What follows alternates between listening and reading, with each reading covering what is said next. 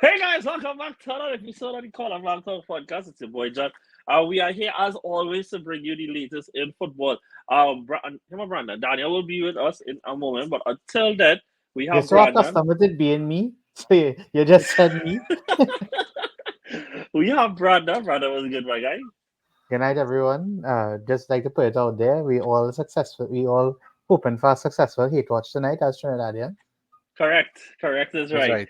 And returning to the pod. I'm for the first time for the season, first time in a while. We have Aidan. Aidan, what is the good? What's up, everybody? Thanks for having back by John. A pleasure. Been too long. Yeah, it has been too long. And the truth is that given that, how the season has been going, it is a miss Rough. on us to not have had a United fan on the show. And so we will start right there, Aidan. Before we get any further though, guys, just quick housekeeping. Please share like the pod with somebody. This is international break. I will be organizing some guests to come on the show, and that will be out during the following week. Obviously, this week is the round number. We have some stuff for you all the week after, so please look out for that. And if you want to join the community, please just shoot us a message. Apparently, we need our little vetting stage at this point, but almost everybody is allowed to ask to join the community, and it has been a place where you can have constructive conversations in a healthy environment. So, as I said, Aidan, why don't you kick us off and give us a general overview of Man United versus Aston Villa? Well, it was I would say not the best game for the neutrals. That is what I would say. It was not enthralling watch. Um, I think it was a game whereby you saw both teams look pretty lethargic. I find, especially for Aston Villa team, who's normally very high energy. Mm-hmm. Um, they won today, and I think that was the United's benefit because United, I think, had the better of the exchanges in the game Mm-hmm. generally. Mm-hmm. Um, that being said, I wouldn't say that United dominated the game. The ball was pretty even. United probably dominated the first half, and Villa maybe you could say the second, but it really wasn't a game of any kind of clear-cut chances.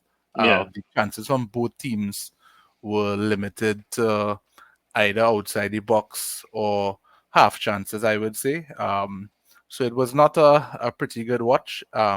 If this was the game to save Ten Hag's job, I mean we might get into that later, but Mm-hmm. it definitely wasn't that. But I think he set up in a way that he wouldn't lose at the very least, and so said so done. So it I would say a compact performance from United, though. Just giving my take on the United side of it. Pick up Johnny Evans, man of the match, I think officially, but man of the match Yeah, he was. Yeah. in my eyes too. This 36, 37-year-old Evans pulling Yeah. up and outshining these youths. But that does it tell you how the game went. No attackers from either side stood out to me. Mm-hmm. Um, and it was the defenses on both ends that deserved most of the plaudits from this game. Before we move on from this, Brandon said last week that he feels like for the last year and a bit that Bruno Fernandes has not been performing to the level that you would have expected from him. So far, amidst this start of the season, what do you have to say about the Portuguese international's form? Um, I do think it's harsh of Brandon to make those comments.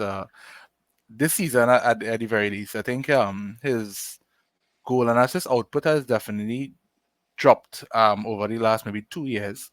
But for me, just watching him, he still has been a creative force up until I would say the start of this season. Now, this season, I think what he's struggling with is akin to what the entire team is struggling with finding a proper final ball or a passage or play where he could get involved on that level. To me, a lot of the times he kind of looks like he's not sure where exactly he's supposed to be because you would see him getting the ball from where the six would be sometimes and trying to run with it. He's not box to box.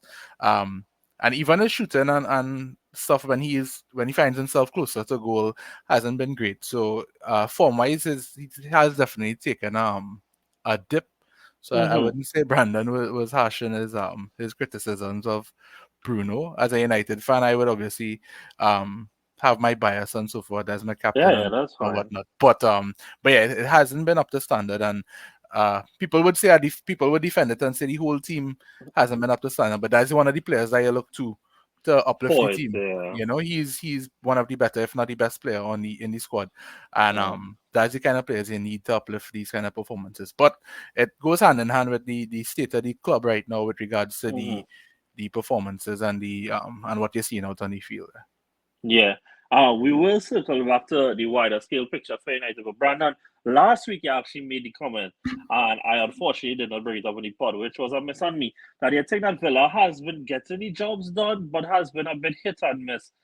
I feel like the Bayern game, which we will get to when we do the UCL section of the pod, is obviously a fantastic result. But league wise, it has really felt like we expect them to be at around the fourth best team in the league, but we have not really felt like the performances have really matched that as in. Obviously, this was their first clean sheet actually for the season. And with that, why do you think that we are seeing, or is it that you still feel like that they are a up or down outfit right now? And why would that be? Well, I think it's early on in the season, and I think this is the point where they still trying to find the balance of everything. Because Mm-hmm. I'll be honest, that Bayern game was a huge game. I don't think like you could understate how important that game was and how taxing that game must have been for. And a lot of the players played on that day, and they played again in the United game. But Villa only have one loss for the season. I don't think they are. And if I just looking at it here, they've scored 12 goals. They've conceded 9. I mean, like Yeah, I don't have any worries about Villa. If I'm being very honest with you, I mean, like I yeah, think the hit and miss comment was more about the the performances of the players rather than anything, because I yeah, think today especially you saw that they didn't create much. They didn't yeah, create much good chances. yeah. Duran didn't come on and save them. So that is always a That is worry, what I they guess. consider it. That is what they consider. Yeah, that's well considered. So yeah, so I don't think I'm not very worried about Villa, but like I said, the first clean sheet of the season, as Aidan pointed out before, the defenses were very good today. Both Yeah, yeah, yeah, defenses, I thought both defenses were very good today, yeah. and both keepers also. I think they were solid today. I don't think there's anything else to say. Do you feel like coming off of what is a euphoric win against Bayern that it could be said that it was a bit lethargic today from them? Yeah, yeah, I don't know if that's how because the word I would use, but there was definitely some. I think there was some residual stuff Hangover? from the behind. Yeah, now I don't know if I'll phrase it that way, but I think it's just that when you play such a game like that, it Yeah. it, It's it a just has an high. effect. It has an effect. Yeah. And Yeah. I don't know which what effect it is, but it definitely did.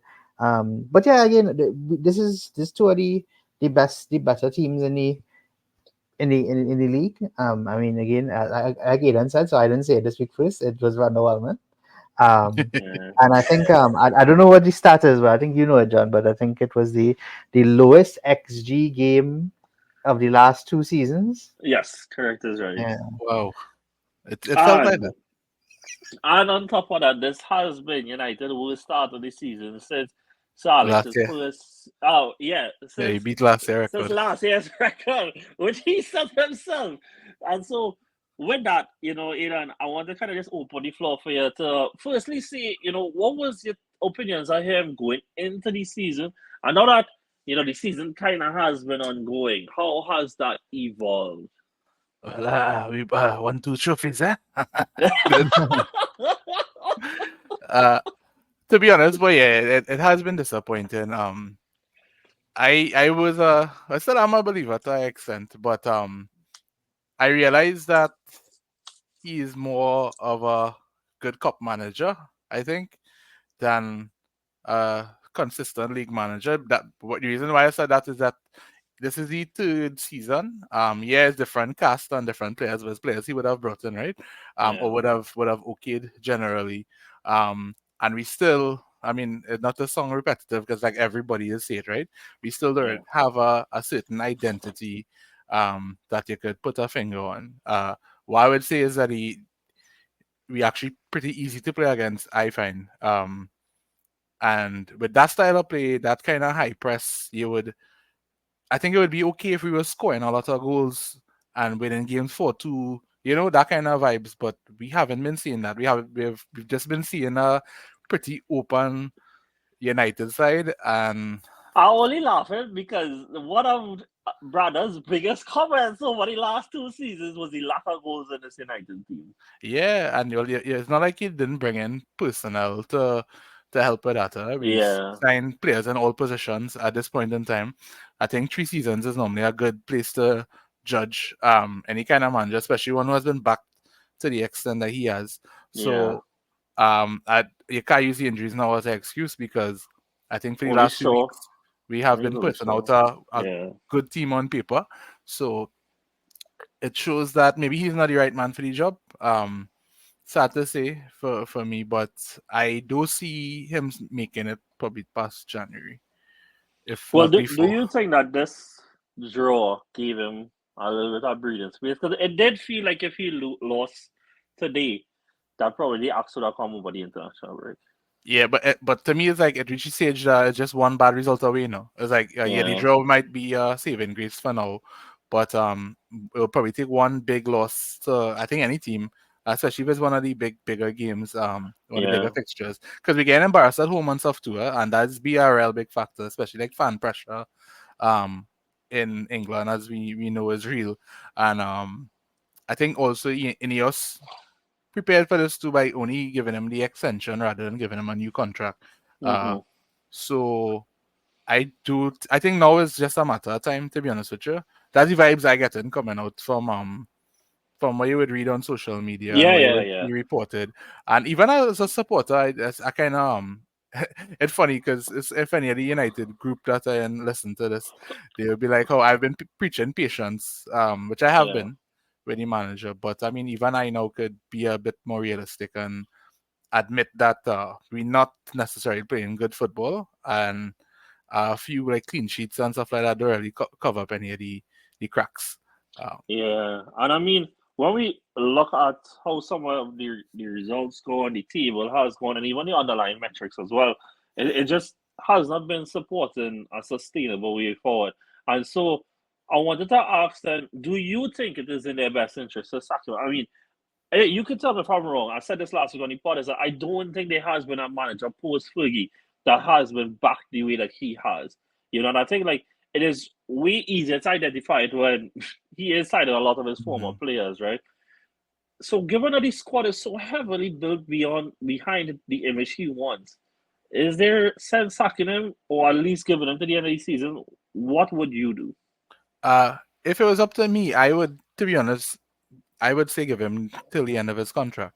Now, the risk you're running in that is that this is becoming a write-off season, um, and maybe Ineos would rather get the person and whoever they have earmarked in earlier, sooner rather than later, because they have plenty examples of coaches coming into the league and implementing their style right away. Yeah, We have plenty coaches and slot and so forth. We could go on and on. They have a lot of new coaches who come in, and like Brighton's coach. Although he inherited a squad that could play a certain type of football, yeah, but yeah, I personally I would give him till the end of the season still, but that's just me being an optimist. I do see him lasting that long, and I think if there's my issue is just having the right man for the job, and that'll be continuous. I mean, they have a good track record with things like this, but it's like at this stage, who really again could come in hmm and take up that mantle, because it is heavy lies the correct. It crown. is a big Yeah, job. It is a yeah. big job, and it would be remiss on anybody to ever undermine what it is to be the manager of what is one of the biggest clubs in the world, right? Brandon, I don't mean to cut you out here. You are not cut out. It's just we have not had it on the pod in a very long time, right? And so if at any point you want to say anything, just please interject. I wanted to then ask Aaron, do you feel then that given the fact that they only gave him the extension, that this whole time they might have been looking at possible alternatives? And if so, who would be your ideal candidate to possibly replace him? If not during the season, it could be end of the season, but Once it's not, if it's Gareth Southgate, honestly, I've seen it on here. yeah. I've seen it on record. So it'll be on record. If Southgate becomes United manager, I'm not watching. I stop in. I will support Real Madrid or somebody. I could. um, yeah, I think they're very shrewd with their business. As they have shown in the past, and I think even with the transfers and stuff this season, they've been pretty good with that. And I think they have people in mind. From if I'm not mistaken, they did interview. I think Tuchel was offered the job, Mm, and he didn't. The terms and stuff didn't work out. So I think Eric was not the first choice coming into this season. mm, Um, so I think Thomas Tuchel might be an option. Brandon could elaborate a little more on Tuchel's track record. I think he's a good manager. Whether he's the right personality for United, because you have to mm-hmm, have a strong personality, especially with the media and United ex-players and stuff like that. It is extremely toxic. So mm-hmm. is if he could survive that side of it, I think Tuchel is a good shout. Um, Otherwise, it's slim pickings, I think, right now for somebody if you want a long-term project manager. Um, if such a thing still exists You want to nowadays hear in mine? football, You want to hear mine? yeah. Brandon know who this is, who I gotta say to? Is the man himself, dog. The German genius from Brentford, dog, is Thomas Frank, dog. Oh A yes, yes. pro. I know that you've been preaching that for a while. I think like somebody tweeted this the other day, boy, and Thomas Frank Brandon. is Danish, bro. Oh, serious? No, I swear on Ultimate Team, He's they moved like had them that. Germans. No, I swear on Ultimate Team, they had his badge as German in that. That is why I thought he was German. My bad. But with Thomas Frank, I think like we are seeing what is probably one of the weirdest phenomenons in football right now. Brandon, I really wanted to comment on this right away. Managers are being linked to big jobs despite lack of performances because they've been associated with a style of football. The biggest example of that right now is company getting to go to Bayern, right? But another example is Russell Martin at Southampton. Like he's going to send them down if he continues to have them like this. But because he's playing that brand of football that people are associating as being progressive, he's already being linked elsewhere. Like that is crazy, you know, because we are saying that just because we know that we identify philosophy with somebody, we are okay with giving him a bigger job rather than showing the ability to sustain and adapt to where the situation is.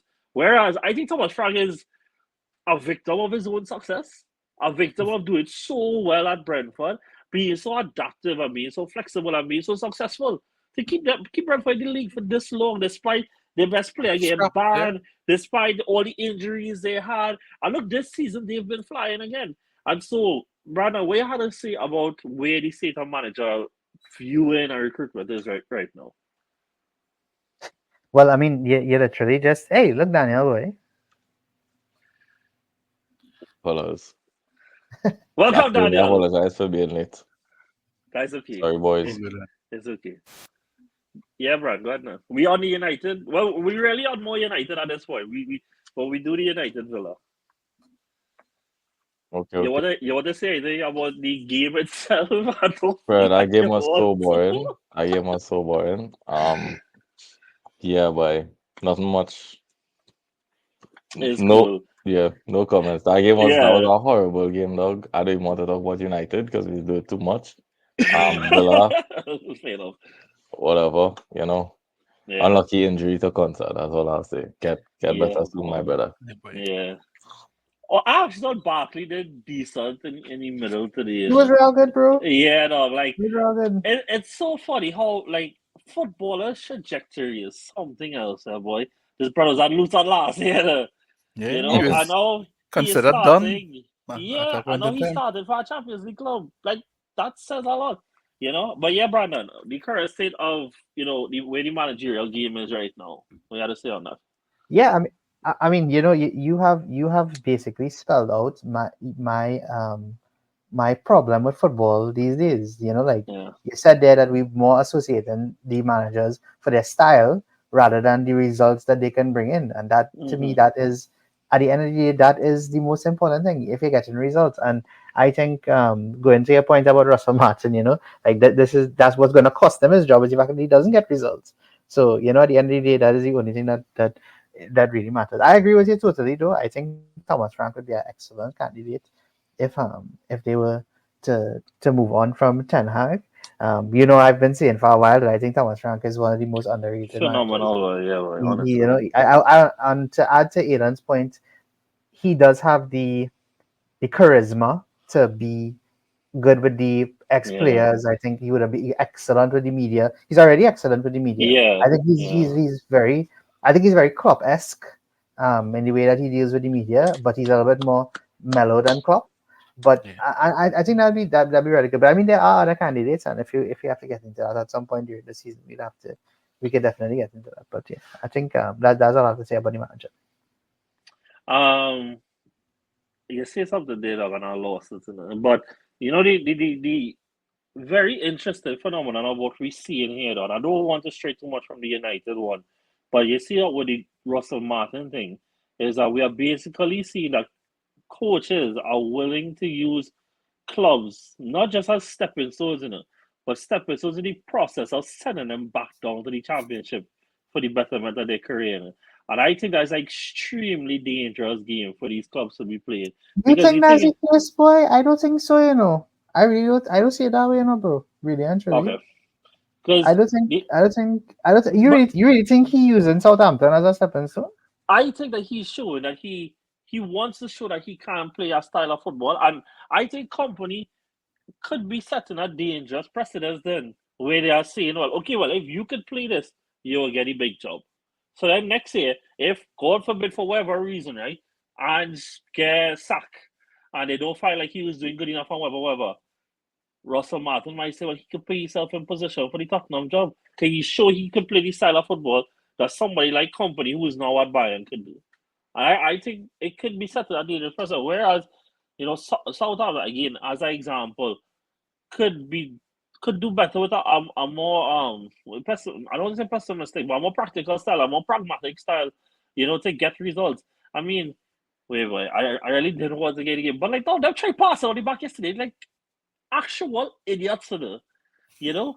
And Yeah. if So Gabriel some plays Jesus there. did have like 30 kg on more than he has on right now, dog, like he probably would have actually scored. And like, no, it was egregious that we didn't score in our first half yesterday with the way that it was played. And did they adapt? No, and even compared to the Leicester game last week when we played Leicester, right? At least Leicester, when they got to the 2-all, they sat back, they tried to see it out, whatever. They only conceded in the 90s, right? Dog, Southampton still trying to be expansive, and it was for their judgment. But I don't I don't want to believe what I say though, because I think that is a very, very dangerous and scary place to be. If all these coaches see those jobs as stepping stones, regardless of where their status will be at the end of it. But a bit more adaptability needs to be shown. But back to the United talk, is just that these last few weeks obviously has been very rough. I will spare you having to call out any kind of stats or whatever Nah, is I the mean case. No. it's I don't fine. want to do that. We kind of have been doing that. But just as our last word, do you have anything you want to say before we move on to the City following game? Um, no, at the end of the day, the results will dictate the how things go at the club. That's the most winner results business. So if Ten Hag gets fired, I don't think any fan could hold their head and be like, "Wait," Even somebody like me, who I am a supporter of him, I like Yeah. what he has accomplished thus far. But I always believe in the third season rule as well. If by year three he's still not looking settled and so forth, then maybe Mm-hmm. it's time to go, especially in these days. So, I mean, good luck to him. The problem also with losing your job after, well, managing United and getting sacked is is be to find a next big club to take that risk on him. I think will be he will have to do some damage control for a bit. Well, not to be that guy, boy, but the most poetic thing ever that could happen is that his final game would be when they go away to Fenerbahce, where Jose Mourinho would love nothing more than to be the guy to get United manager sacked. I mean, I say it from now, Amrabat and Fred going to kill me, dog. They're gonna they go into lock down that midfield. Hey, all right, guys. All right, let me move on. All right, so in order to get.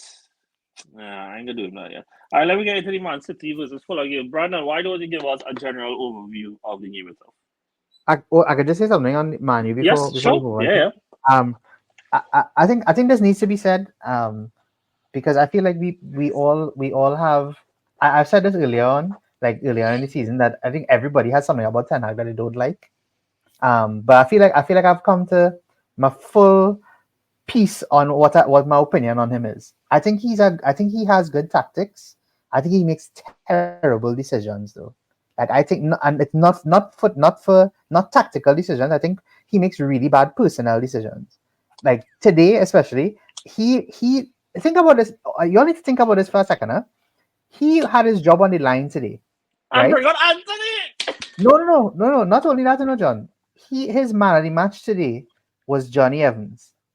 Yeah. Out of all the different players, I think he had Xerxes, Delit, Martinez, Yeah, Yeah. and imagine somebody someone. else, and Imagine that he. Ugarte on the bench. All the signers on the bench, yeah, Yeah, like I mean, to save your job, you're not trusting the players that you brought that you in. brought in to perfect your system. Like, how does that make any sense? And again, guess who played 90 minutes today? Guess who Yeah, played 90 minutes today? Christian Bruno Eriksen. played 90 minutes Oh, today. Bruno, yeah. Rasmus get hooked. You know, he's trying to get minutes under his belt. He get hooked. Rashford get hooked. You know, Mainu came off. This man keeps Bruno on the pitch. I just don't get it. You know, and you know Mhm. the thing is, like this, you know, and this is I think this is a common theme now, but it's in the opposite direction. I think we've seen many times where managers make decisions, like for example, like the Aubameyang decision. That decision was a good decision in like looking back on it now. But at the Yeah, time, people were like, "Holy crap, that's call like a to make, huge yeah. decision, a huge call to make." I don't know if that will work out for you in the end, bro. But this is like the opposite. Him keeping Bruno and trusting Bruno this much to be the cornerstone of the team, that is the detriment of the team right there. That is the flaw. Mhm. That is the biggest flaw. If your foundation is not solid, it's not gonna work. And that's really what I think is Ten Hag's problem. Like he overall, that has been his biggest downfall. Trusting Bruno Fernandes. I think that has been his biggest downfall. Cool. Aidan, you want to say anything to that? No, I mean I don't necessarily agree with to the extent of it, but that is one of you could say is the one negative against him. There are many at this point in time. But I agree, with Brandon. So many decisions he make not the best. Even tactically, Brandon he did mention that he finally has good tactics and stuff. I think in certain games you could see it. Like the FA Cup final was one is he was perfect. Um, but when you need a set style of play week in, week out, see the ball moving, see goals scoring, chances being created. We don't have that, and it's 3 years in. So, sadly, it signs so it's not looking good, bruv. Yeah, boy, it really is, man. And you know who else looked kind of shaky? Ruben Diaz and them Brentford in the back there for Manchester City as they played Fulham on Saturday. And so, Kyle Walker Brandon, was getting smoked, bro. no, and he come on at half time. What's up, He the was second time getting get smoked smoked. still? That is So crazy. you lucky But Adam is rubbish. don't start me on this matter because, anyways, he real upset me. You know. The Like, chemistry there's one on one, no dog. Like way as a dog. professional footballer you just pathetic in front of a goal in the dog. I don't know, Brandon, but it was 3-2 to City in the end. Give this one to Win. Daniel. Stop this one from you, Daniel. Let Daniel talk. All right, Pat, could you give us a general overview of your thoughts from City versus Fulham? Right, right. And now I'm going to double it and pass it on to Aidan. I know what him. So Hold on, I mean, let's take it back from you. Thank you very I'm getting much. it right Yeah, back John, then. ask me the Tripled question. now. What is the general thoughts from Man City versus Fulham? Hey, well, let me tell you. Also, while you Right? talk about it, you can also include your Kovacic segment as well. Right. Okay. Well, that's the first thing I'll talk about then, because for me, I said this from the moment he signed. That is not the player that you give Pep Guardiola. Kovacic is one of the best. He's one of the best dribblers, one of the best press resistant midfielders in the world. He's a prototype Pep Guardiola player. And what is the one thing that everybody had criticisms of Kovacic for football wise? He just doesn't score enough goals. He has 3 goals for the season already. He scored 2 goals in this game. And the problem that I have with talking about Kovacic in this manner, he has 3 goals, he scored 2 goals today. the City attack again. I think there's something that is not clicking in the right direction, and I don't know what it is. I guess we could probably discuss it if you all feel the same way, but I feel there's Mm-hmm. something that's not going in the right direction right now. And I really think, I know you're gonna bring this up later, John, but I think it really has to do with De Bruyne's absence. I I think think so too. Yeah. without him, I think it just does not look the same. Yeah. It's really not. So I mean, Yeah. I guess on the opposite side, Fulham again have proved to be one of the surprises of the season. I think if they were serious, if they had serious Don't say individuals, they. Don't say they. The I no, blasted.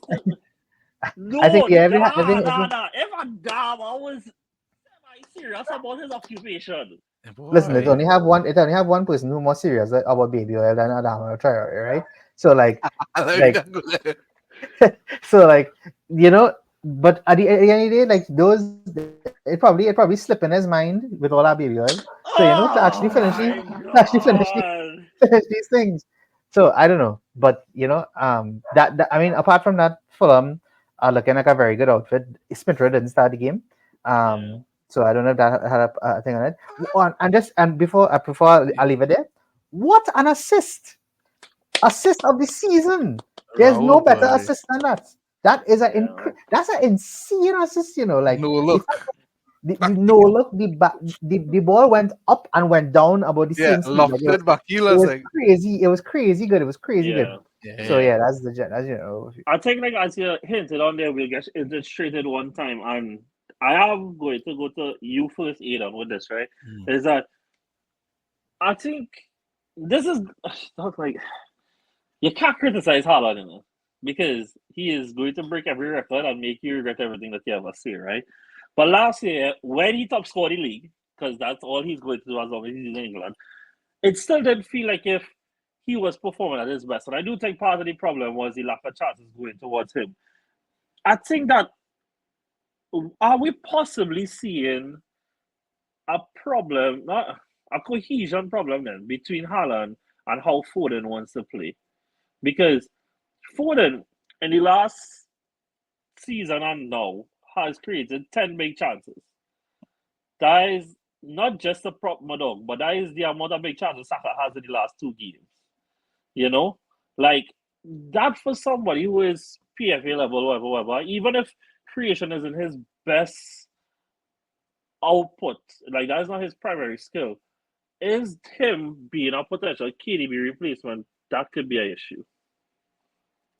I think so. I think Kevin De Bruyne is a special type of player, and he in that he could fit into most teams, if any. As in, as I'm like prime KDB, right? And now we Yeah, can yeah, you yeah. can see winding down a bit.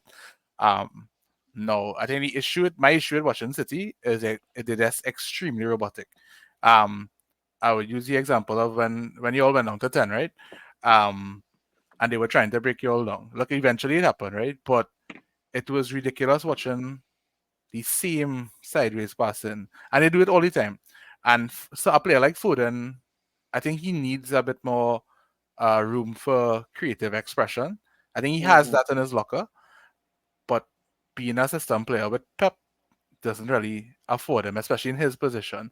Um, People say now, well, look, Doku just got to do his one, but Doku could only do one thing, which is cut in and shoot, right? Foden offers much more, and I think on Mm-hmm. the where Pep plays him, he isn't afforded that level of creative freedom.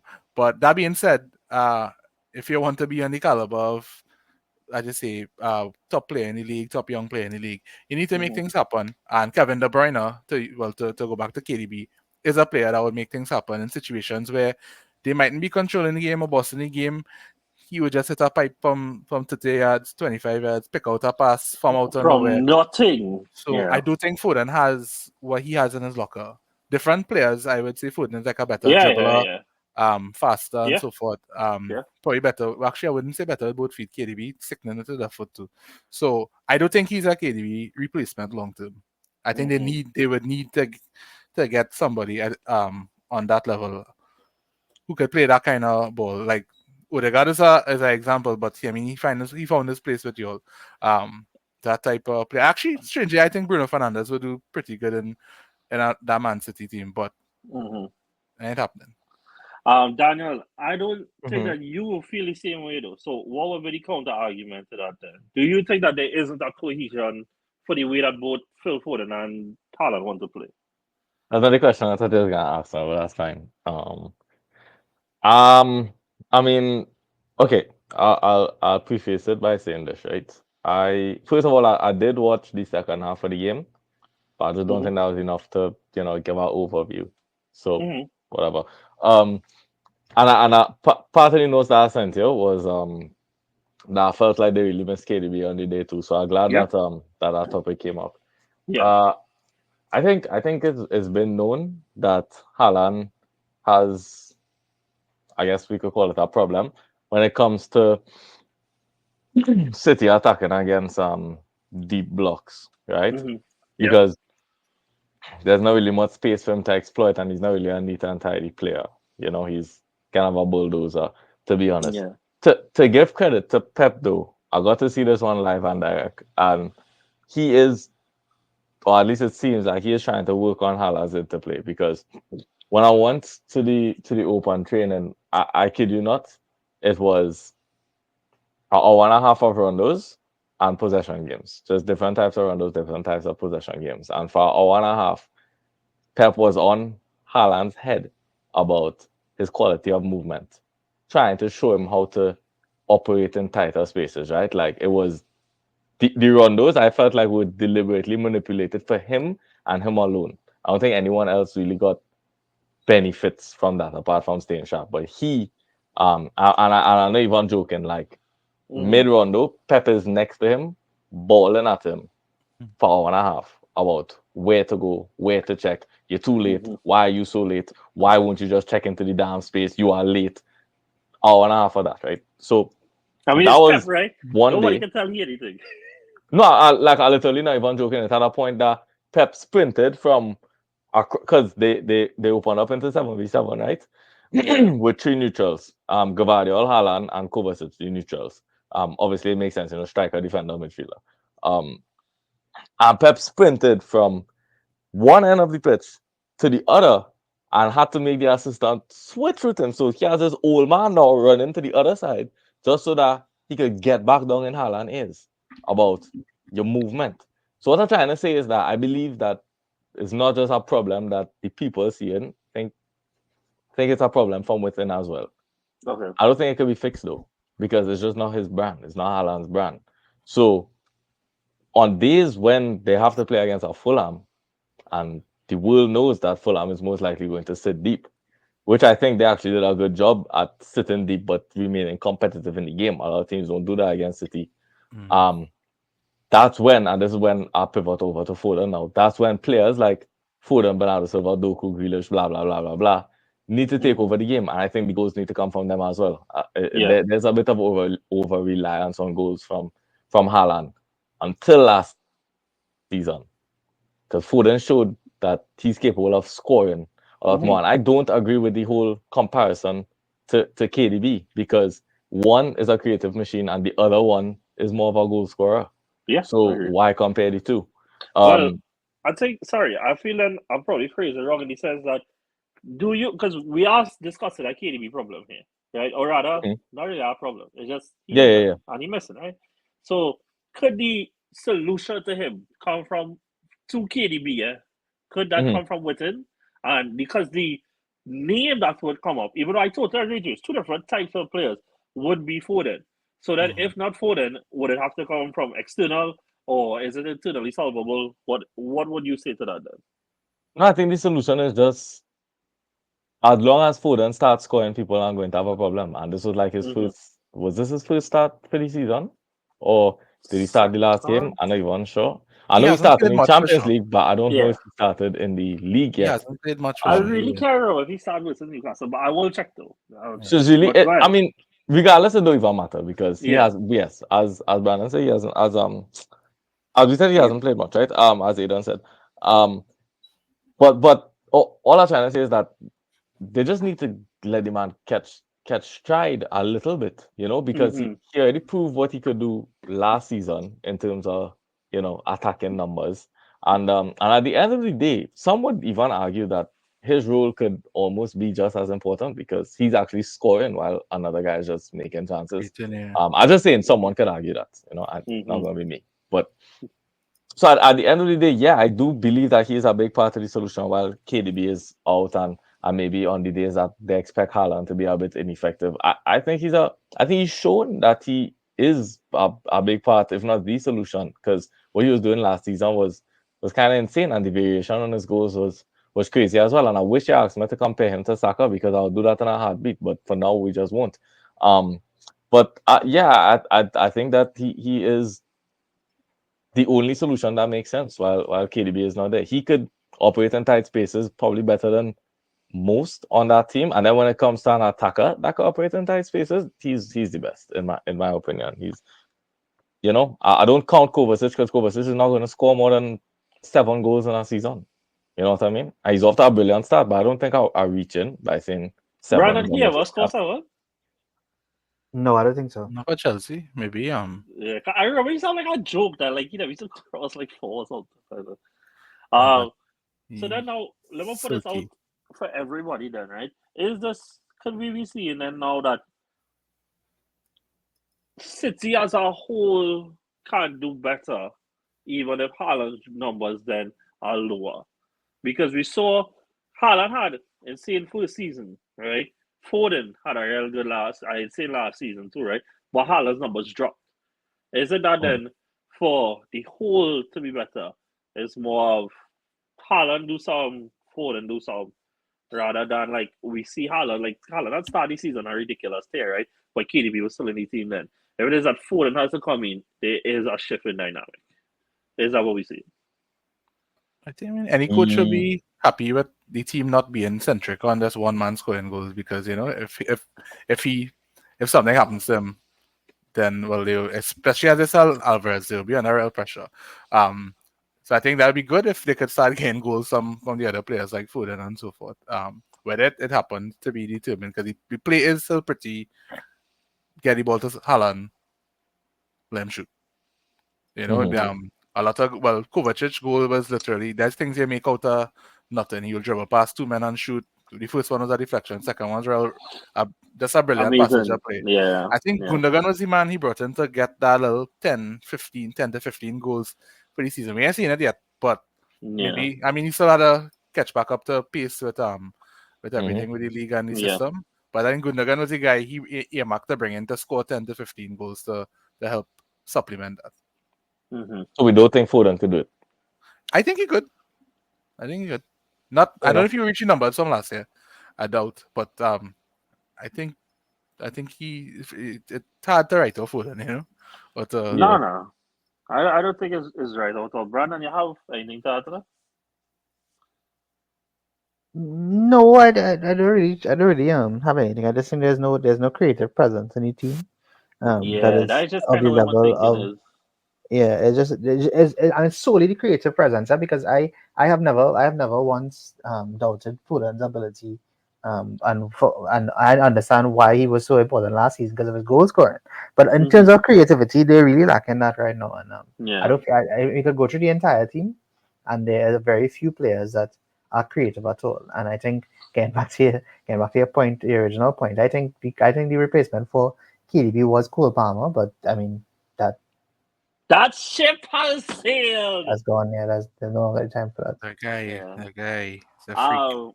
Last thing on this game before we move on, guys. We only talked about 2 games and it's 40 minutes already.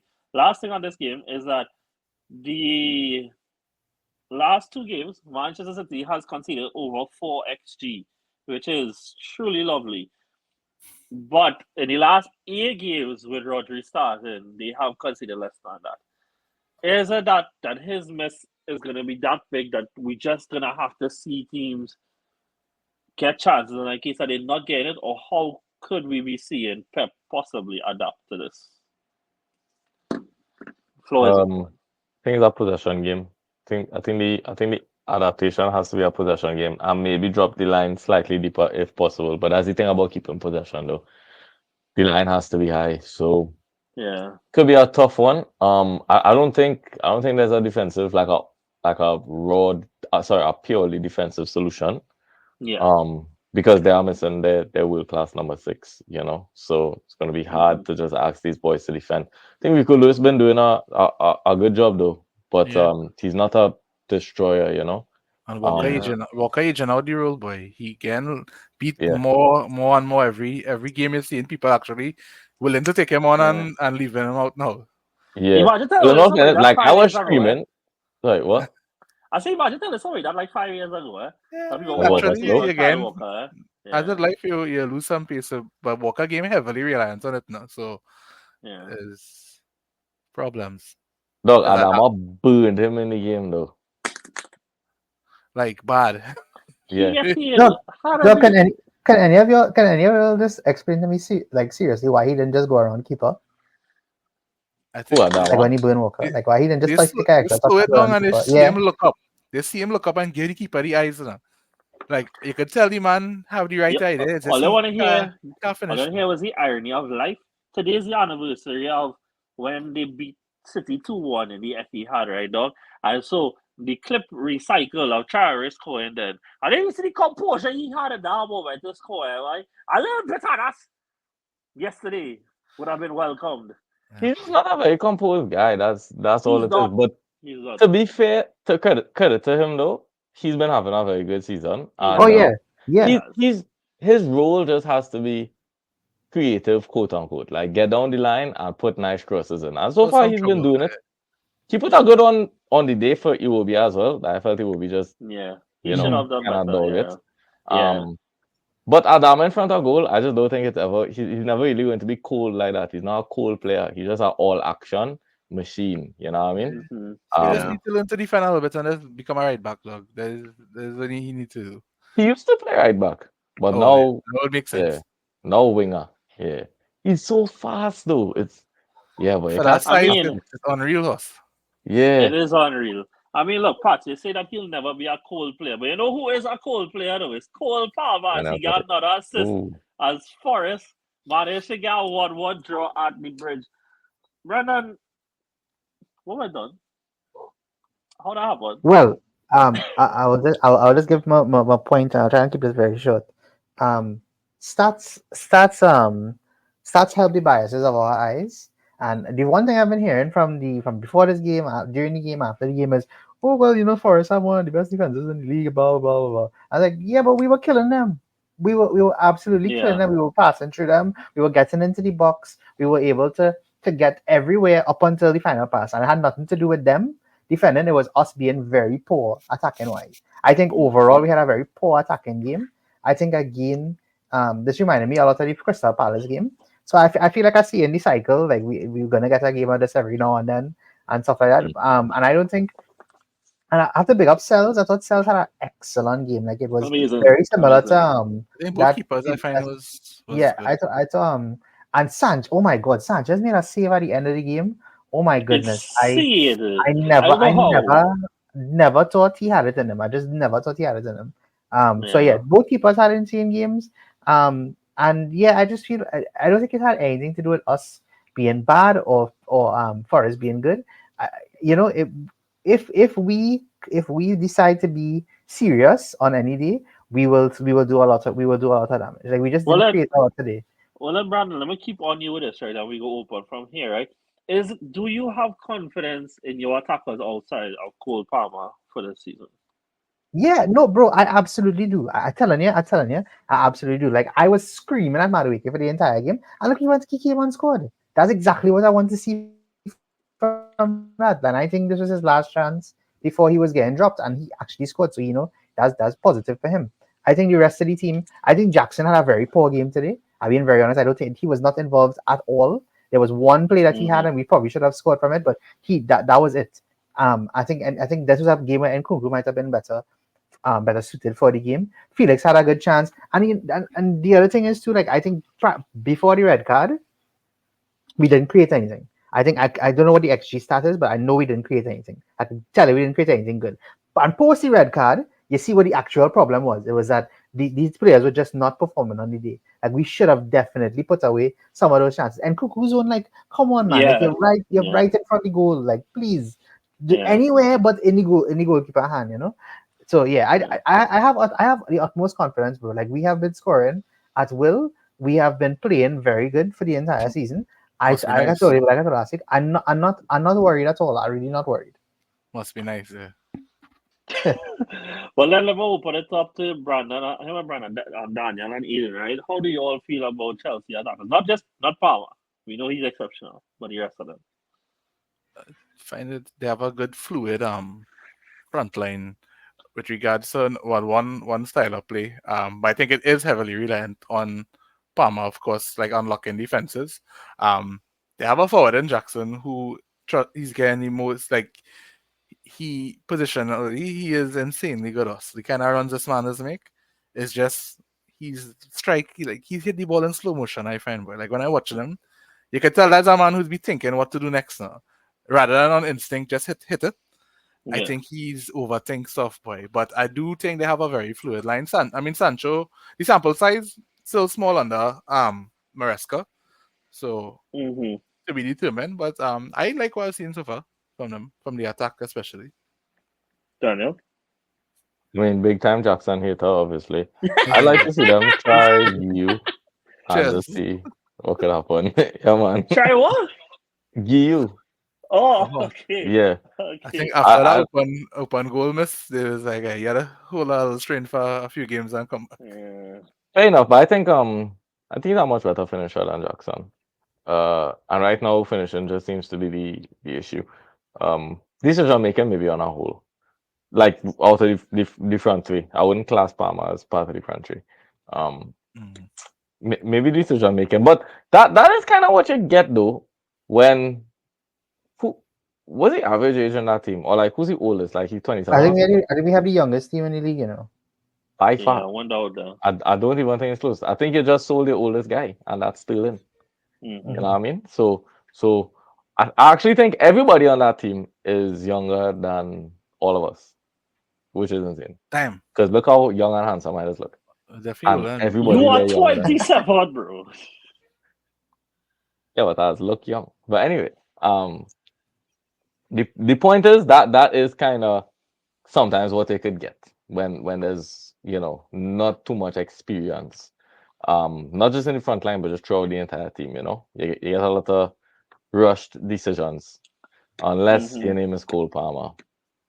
Though he did like a kind of belt in the box. Dog. I wish he had Dog. scored that. If he had scored Oh Yeah. my that might have god. been goal of the season. I think that would have been goal of the season because that touch was ridiculous. I think that was The he's audacity to technical, try man. it, boy, in that He's small space he had. freaking boy. He's so Yeah. technical though. I wish he scored And that. honestly, he was really good today. I mean, just a quick start. Cole Palmer has created 23 chances so far this season. Damn. Only one player has more. And Cole Palmer has created 8 big chances this season. And only one other player has more. I mean, he has been the hub of everything in it. I mean, we talk about somebody who has the second most chances created in the league, and he's scoring 4 goals for them the other week too. Like, help a brother out, dog. He's Help a a freak, Who have brother the man. out. most He's who a created freak. the He's most a chances freak. in the league? Saka or Salah? Saka. Fair enough. Yeah, man. Although Yeah. Salah been balling, I think. I think you've seen a new kind of. Well, anyways, we wouldn't get to Liverpool until I reach there. Hmm. If we Um. even reach. Yeah, well, we can do Liverpool one time, because we didn't really have much to talk. I mean, mind you, Yuan does not understand what 3 to 5 short form points mean. I got a full essay from this man, though. I got a whole paragraph dedicated to Alisson injury. But Huh. I appreciate those regardless.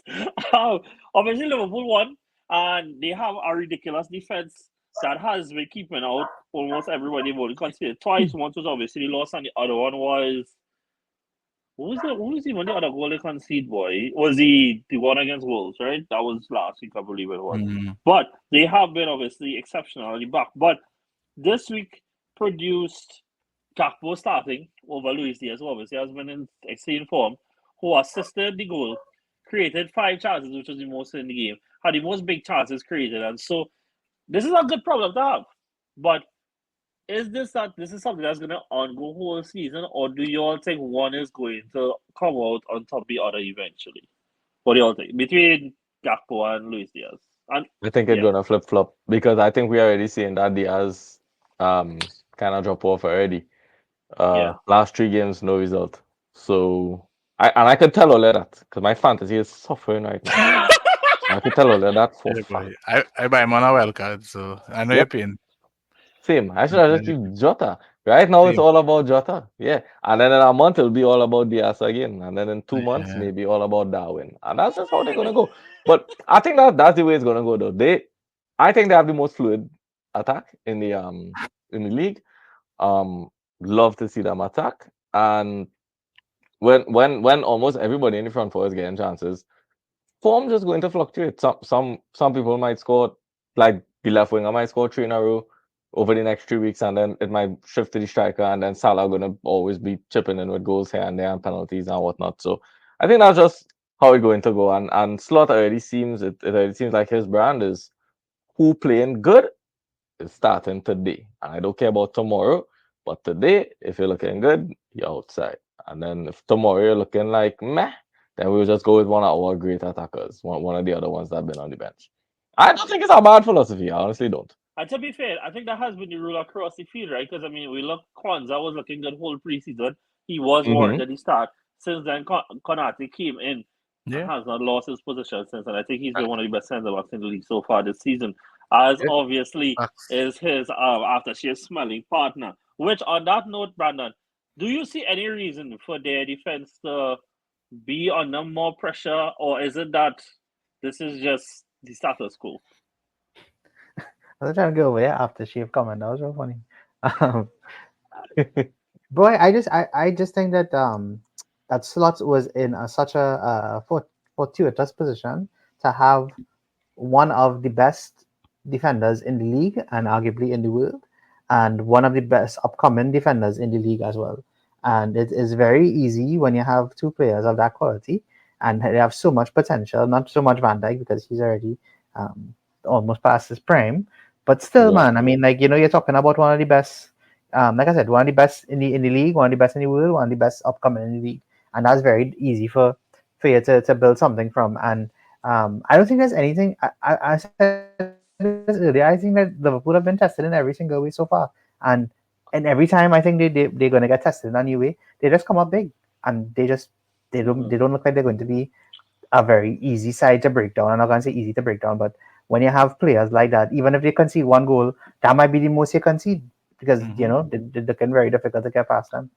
I mean, well, on that note, then, but the next thing I wanted to bring up was looking at their fixtures going forward, right? So they have to host Chelsea, who are missing Cucurella and Fofana. Fofana, I believe it Fofana. is. Yeah, Yeah, boy. Yeah. Fofana. And Then they, he's been looking much yeah, better now. yeah. And I mean, Cucurella also has been massive, right? Then they have to go to Arsenal, then host Brighton, who gave us the most entertaining result of the weekend. Then has to host Villa. Then go away to Southampton, then have to host Man City, then go to Newcastle. So, a decent run there. Do we think that there's something that these teams could be identifying? This is the real test for him? Or, as the season has started, we just kind of expected to keep going that way? Is there something that bigger teams could probably exploit that we have not seen these smaller teams exploit so far? I say pace. To be honest, I Pace? say pace. Yeah, bro. Especially down the flanks, and then maybe even like I think a really good number 10 could really pick them apart too now because as good as Graven been, I mean he's not defensively solid. So you know what I mean? I think a really good number 10. It'll be interesting to see when Chelsea plays them. How Hmm. that looks.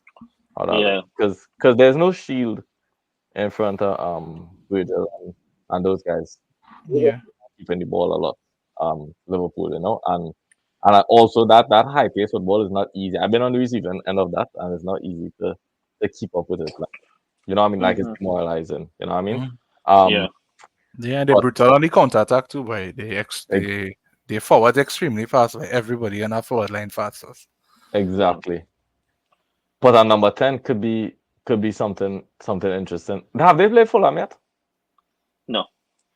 Because that's another team I think could be a boogie for them specifically. Because guys like Adama and stuff, and then I I mean, maybe I looking too much into it, but Smith Rowe is good in space, and like he finds space really well. Those little pockets and stuff he's able to pop into. So that could be a test for them as well. But so far, I mean, dog, it's all speculation. Obviously, they start the season hot. They're looking fantastic, and I wouldn't be surprised if they go ahead and just smash the next couple of games as well. So it's speculation, obviously, but that's about the best way I can answer that question.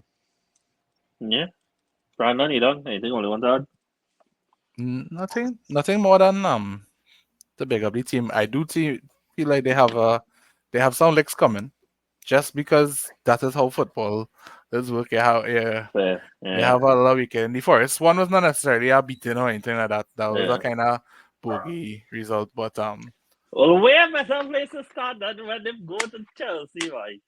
Cole Palmer versus Gravin. I want Brandon will say. I mean, I want Daniel will say Cole Palmer versus Gravin. I want the movie going on be. if Allison Hopefully. not fit, that's a big. I mean, that, you know that'll what's be the a thing, eh? problem. It is a misser, and I'm not going to downplay Allison missing. But, like, Keller is one of the best backups that have in the league, though. Yeah. And, Facts. like, down them, you know what it is that, like, when City does reach, like, the cup finals, that they will more than likely still play Ortega, right? Because they trust him so much.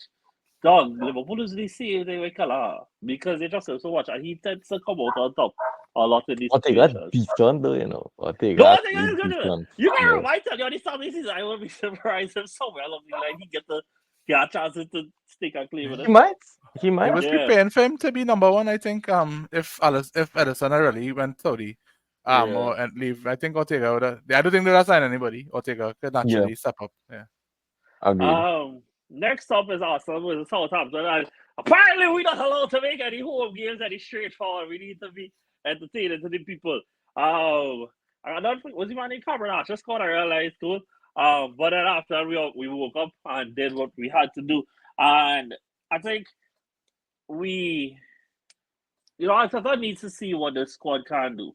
And there's very few games that you could, like you can rotate that much and still leave enough space that if they don't manage to punish them, that you can make these subs and get the result that you need, right? And so a lot of players was given chances to start this game. I don't like, and I swear this is not my bias though, I don't like Raheem being grouped with that kind of shippiness that Jesus put up on the day, because actually Raheem was pretty decent. Jesus, on the other hand, can't even turn anymore, which is honestly very concerning. But we didn't have any right back fit, which meant number 5 had to go there. Jorginho started, and he was pretty good. But, the lack up front until the man himself, Kai Havertz, went out of an equal what was Van Persie's record of scoring 7 straight games at home. And Daniel, I wanted to ask you, you also had Arsenal winning the league, right? And you would have made that prediction knowing that Havertz would have started on top, right? He has the same amount of non-penalty goal contributions as Haaland for this calendar year. And in that prediction, you would have expected something. Has he been meeting, exceeding expectations so far for you? He has So far for the season. 7 goals in, I want to say 11 games so far this season. So far for the season, I'm not being trust me, dog, I'm being fully honest. He's at about expectation, in my opinion. I thought this was going to be a big season from him because I thought he was going to be a striker.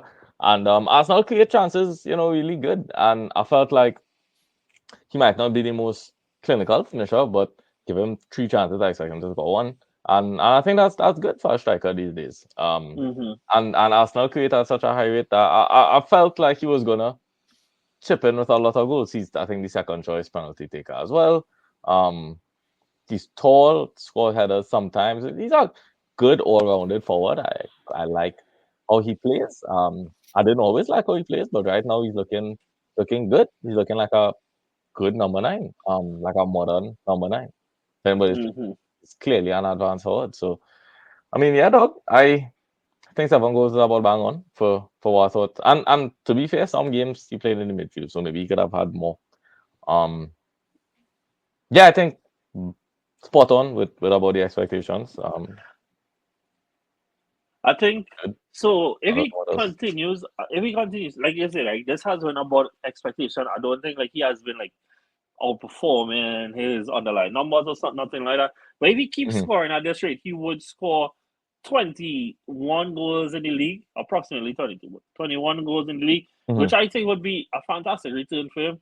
And in all competitions, it would have been something closer to like 30, right? Which I think would be insane. I don't expect that one.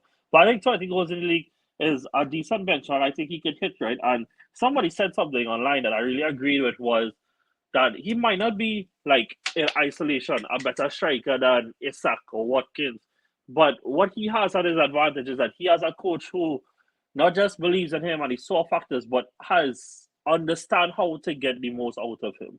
You know, Right. and I think that that is what we are seeing with him is that he is in a system and he is playing in a system that understands how to maximize his strength.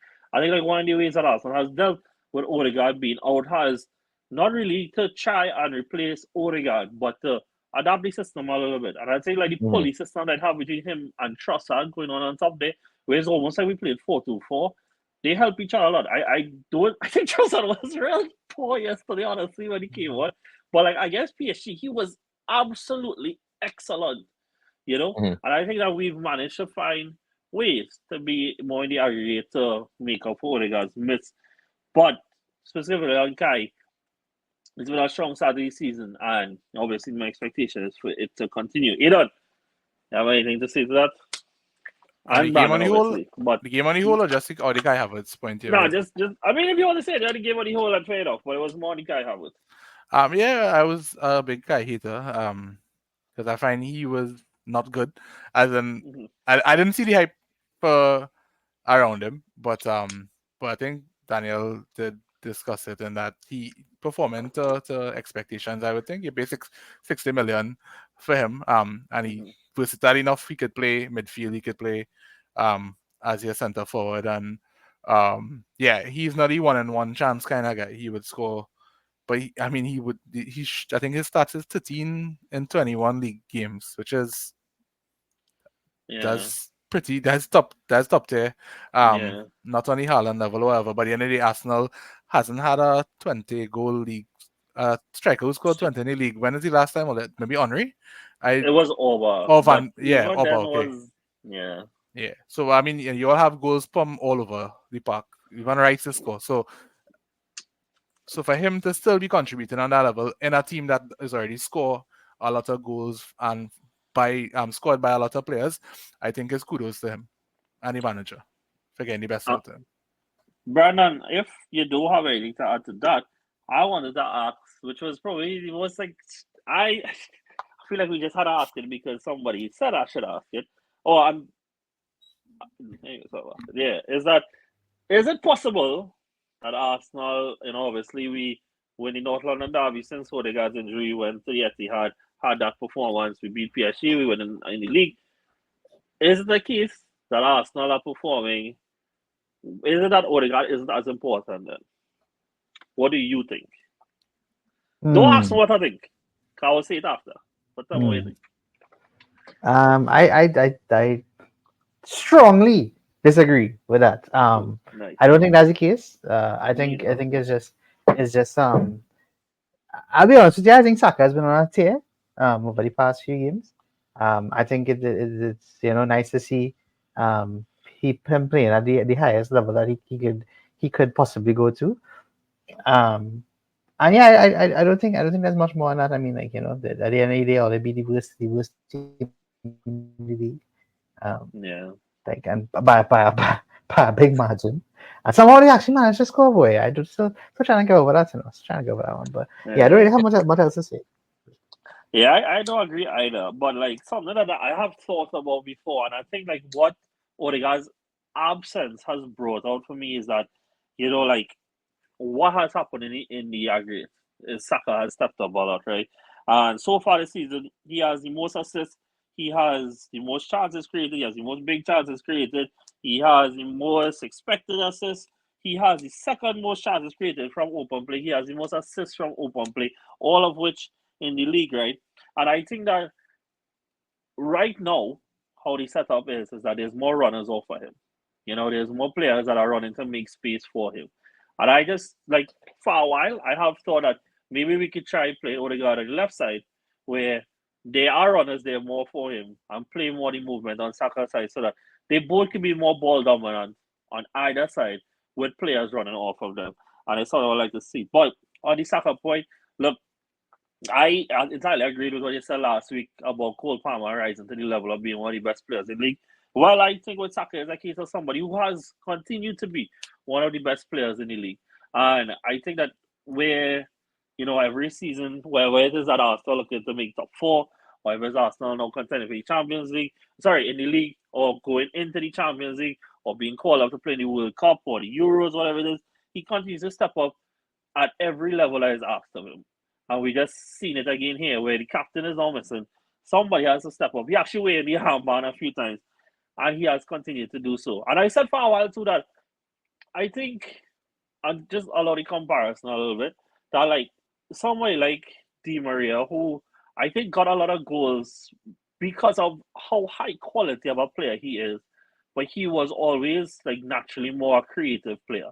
One of the best crosses in the game and stuff like that. And I think like Saka is somebody that has reminded me of that in the way that he will get goals because of what quality of player he is.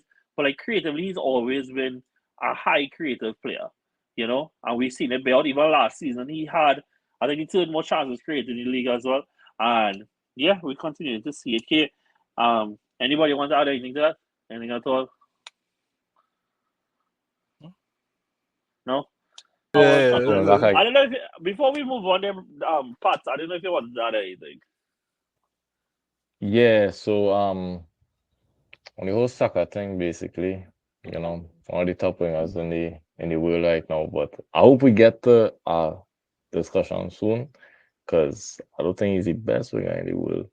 Maybe somebody else, some guy from Brazil, might be a left footer as well, from a particular team. But I don't know what you're talking about though. You really even show me what he look like by chance? Oh. The Leeds legend, boy. You know what? I start to forget that was anyways. All right, cool. Nice. Any other game we want to talk about? Oh yes! Hey, dog! Dog, you're leaving on the main one. Dog! The Highline Derby, boy. Hey! El Presico. El Presico. Jeez, that was 2-0 up there.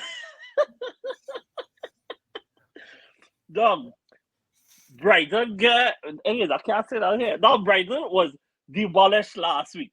Demolished. Right? 4-2 first half. If Jackson was serious, that'd be 8-2. Right? That's how bad it was last week. And these men come this week. Dog, football is entirely funny because last week Tottenham was riding this high, but how they beat United, whatever, and then they get hot ball in it. Anybody want to say anything about the fact that Brighton managed to come from 3-2 down? Sorry, 2-0 down to win 3-2. I mean, who was in for João Pedro obviously did really well. But is there, no, that's just common call. Hey, you're talking about strikers. Pick up Danny Welbeck, dog. Let's pick up Danny Welbeck, my boy. Man having a pretty quality season, like a top quality season so far. He's looking good. That Brighton apparently don't know how to defend, but there's a whole other thing. Cool. All right, what if everybody had else to see? I'm not gonna misconstrue things. Wait, no, hold on. I was going to ask something. Do you all know how upset I was at the end of the first half? I was like, oh my god, like they're about to win again. They're gonna go sixth in the table. Maddison and Brennan Johnson scoring. Brennan Johnson scored 5 years in a row. Yeah, oh god, boy, this is kind of sick at this point. Brennan Johnson has proved bullying works. Yeah, true. Yeah, boy. True. They make that man deactivate his Instagram account and then he went to score 5 games in 5. That's crazy. Is it 6? Oh my god, it's 6 and 6. That's crazy. No, I think one more goal and he break I suppose the Kane record, yeah. Because today he did equalize Kane record. Yeah. Brennan Johnson on par with Kane. What is happening? 2024 has been a roller coaster, hasn't it? It has been. It indeed has been. I was gonna say though that like bringing it back to slightly, serious now, at least from me. Look, Ange had a like have a different tactic. Like he just has to. They did so well to go 2-0 up and then they go to halftime.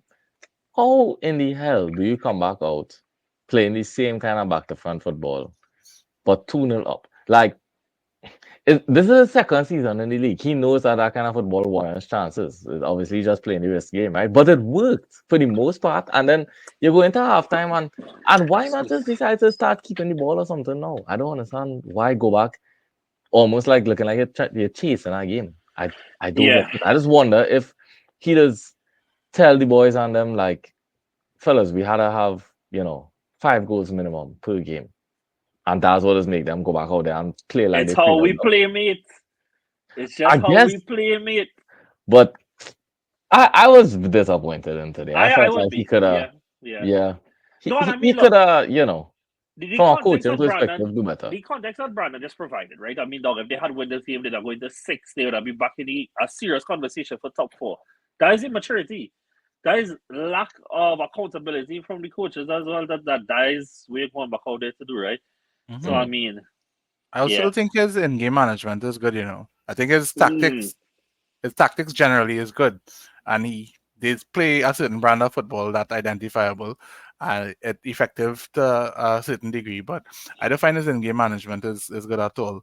And yeah, he have good. I find he have good men to bring on, but whether they make a difference is our next thing. So I think is Solanke No. this didn't score things. again, by the way. Who's that? Yeah. Solanke didn't score again, by the Yeah, way. he Oh did. yeah, So. boy. I actually, for some reason, I thought he had scored the seconds in it. What He was the picked up second? assist today though, at least Madison. something. Right, yes. Okay, guys, moving on. Just quick roundup of what's going on in Europe. Daniel, how is it that Hansi Flick has managed to revitalize Lewandowski's career as he picked up a hat trick today as Barca won to extend their lead at the top of the Sheesh. table? Next hat trick. Yeah, but I feel like is really just a case of using Lewandowski as that target guy now and nothing else. And I think I mean obviously he had history with doing it before, so he kind of knows what he's doing. Well, obviously he knows what he's doing. But yeah, you kind of get my point now. It was seamless. He didn't have to come in and figure it out. He knows how to use Lewandowski because he's done it before. And it seems like he just reverted to what they did at Bayern. Obviously, it's not the same system. It's not even close to the same system. But in terms of Lewandowski as a target man, yeah. And that's the thing about strikers, though. Like, once they get a couple of goals under their belt and the momentum starts flowing, it's very hard to stop them. Because last Yeah. season, I felt like Lewandowski got a lot of chances, but he wasn't able to score them.